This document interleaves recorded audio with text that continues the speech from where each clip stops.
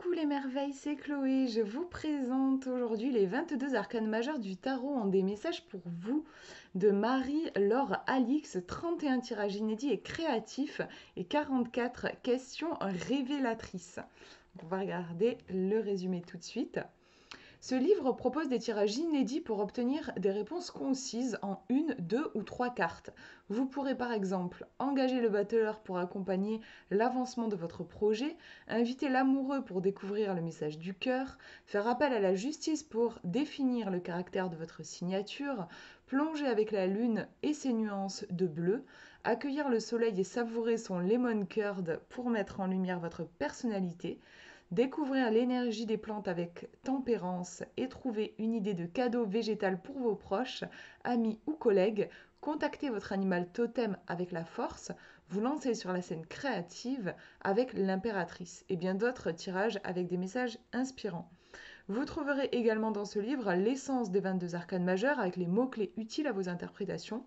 Les questions donneront l'élan pour guider votre intuition, mieux appréhender votre situation professionnelle et relationnelle, générer des actions collaboratives, déclencher des idées créatives, libérer de l'espace pour le plaisir. Grâce au tarot, donner des ailes à votre univers. Et il est au prix de 16,90 €. Donc vraiment, si je pouvais poser un mot sur ce livre, ce serait créativité. C'est vraiment un livre, on sent en fait déjà que Marie-Laure a beaucoup utilisé sa créativité. Ça sort des sentiers battus. Je vais vous donner quelques exemples, j'ai mis quelques petits marque-pages. Et bien sûr, du coup, ça nous invite, nous aussi, à utiliser le tarot d'une façon on n'y aurait pas forcément pensé, quoi. Alors, en effet, bon, c'est écrit dans le titre, hein, mais je le souligne quand même. Euh, L'idée du livre, c'est d'utiliser uniquement les 22 arcanes majeures du tarot, pas les 78 cartes, les 22 arcanes majeures. C'est vrai qu'il y a des cartomanciens qui n'utilisent que les 22 arcanes majeures, voilà, pour leur consultation, et avec les 22 arcanes majeures du tarot, vous pouvez répondre à toutes les questions du monde. Voilà. Ce sont des archétypes qui sont très puissants et qui voilà, peuvent couvrir toutes les questions et tous les domaines. Simplement, voilà, du coup, il faut le savoir parce que il existe d'autres livres sur les tirages, des bouquins qui vont vous proposer comme une bibliothèque de tirages. Mais souvent, c'est plus des livres qui vont vous proposer d'utiliser les 78 cartes. À ma connaissance, en fait, c'est le seul qui propose avec les 22 arcanes majeures. Bon, il doit y en avoir d'autres, hein, mais en tout cas, je sais que généralement, vous trouverez plus des bouquins qui vous proposent d'utiliser tout votre jeu de tarot dans les bouquins qui proposent des tirages. Alors, qu'est-ce que je peux vous dire? Donc, il est en noir et blanc, mais il a des illustrations. Excusez-moi, j'ai l'impression que je vais éternuer, mais j'espère que non. Euh, Alors, je vous montre le sommaire. Donc vous voyez que ça suit le voyage du fou, hein, les arcanes majeures, le battleur, la table d'orientation, les outils, questions. C'est toujours, en fait, vous avez toujours la même structure, hein. Question, elle vous propose à chaque fois en fait une question créative qui va vous permettre d'avoir un déclic, faire naître des intuitions, des flashs ou des connexions à laquelle vous n'auriez pas forcément pensé en fait. La papesse, quelle question la papesse souhaite-t-elle poser? Symboline, l'impératrice, c'est le théâtre de l'impératrice, expression question, l'empereur, le royaume de l'empereur. Qu'est-ce qui peut vous inspirer en dehors de votre travail ou durant votre retraite? Donc là, vous voyez qu'on a une question qui est plutôt en lien avec le travail, parce que l'empereur, c'est le chiffre 4, c'est la structure, tout ça. Question, le pape, vous avez un message, question.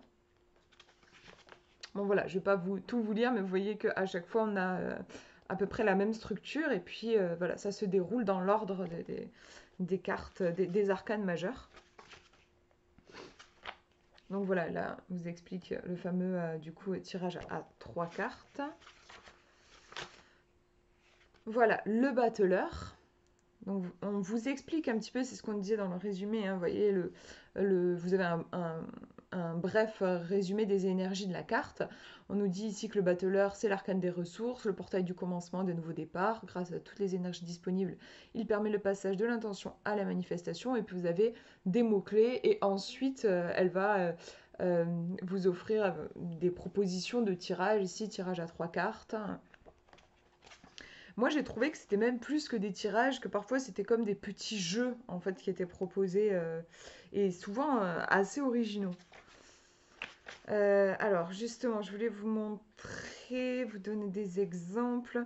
Donc des fois, vous avez les détails en fait pour vous guider si jamais vous débutez. Euh, je sais plus, est-ce que pour le coup ça j'ai pas mis marque-page, je crois pas.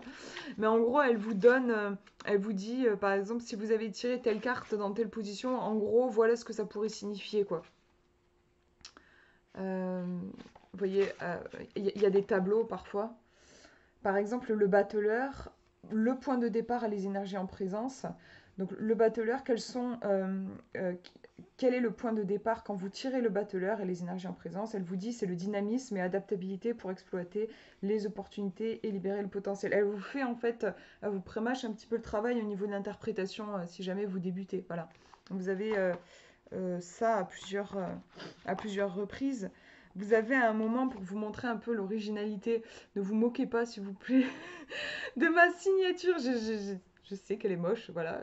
Je ne suis pas douée pour tout ce qui est officiel, juste comme ma signature. Mais voilà, ce que j'ai trouvé sympa, en fait, c'est... elle vous propose ici d'explorer, en fait, votre signature. Quelle est l'énergie que porte votre signature? Donc, elle vous invite à faire votre signature ici. Et puis ensuite, à tirer une carte. Hein, c'est ça, c'est un tirage à une carte.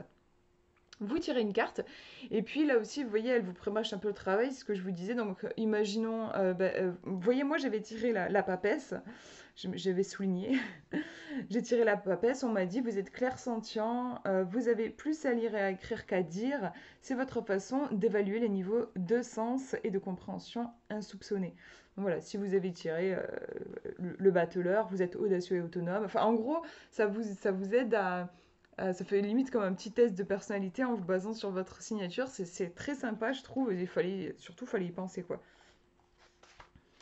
Voilà, vous avez des questions comme ça, flash à vous poser. Que puis-je considérer en priorité? Ce qui m'aide à décider. Euh, je voulais vous montrer, ouais, pour le côté vraiment créatif de l'auteur, c'est que vous voyez, par exemple, alors, je crois que c'est sur le pendu, voilà.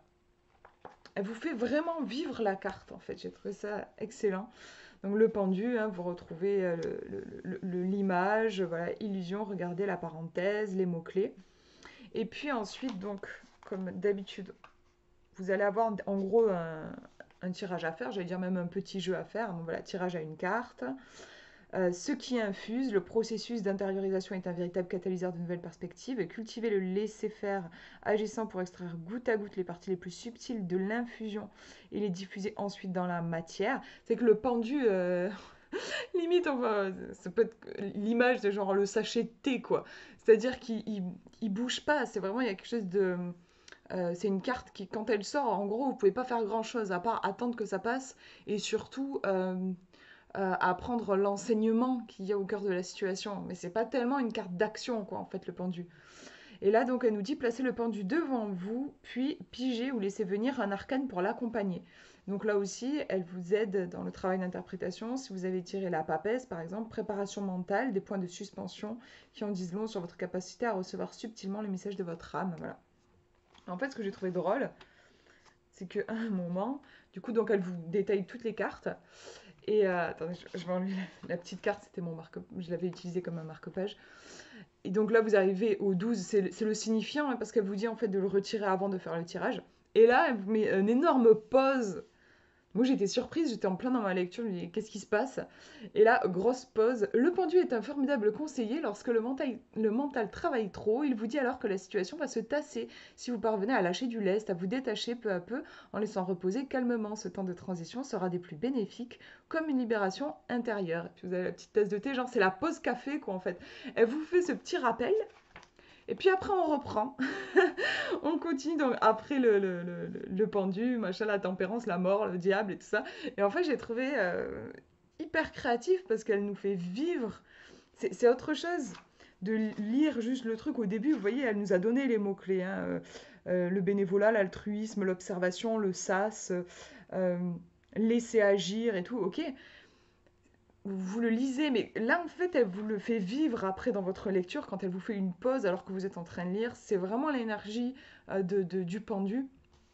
En plus, c'est inattendu. Le pendu, pour moi aussi, c'est une carte qui représente la créativité, la tête en bas, quoi, voir les choses sous un autre angle. Donc, j'ai trouvé ça assez énorme, très inspirant dans la façon d'écrire le bouquin. Voilà, en gros, je pense que je vous ai dit, je vous ai donné quelques exemples. Après, c'est un livre qu'il faut, je dirais, expérimenter. Il est même carrément hors du commun. Enfin, j'ai jamais vu un livre comme ça, en fait, clairement. Euh, il y a voilà, des petites illustrations, je crois que je ne vous ai pas montré, mais enfin voilà, vous avez, c'est en noir et blanc, mais vous avez, je vous montre quelques pages. Donc ça rend, moi j'aime bien qu'il y ait des petites illustrations, je trouve que ça rend le, le- le propos vivant aussi. J'ai toujours eu du mal avec les bouquins sans images. J'aime bien qu'il y ait des petites images. Voilà, du coup pour cette présentation, je vous mettrai le lien dans la description si jamais il vous intéresse et que vous voulez le commander. Je vous fais de gros bisous, prenez bien soin de vous.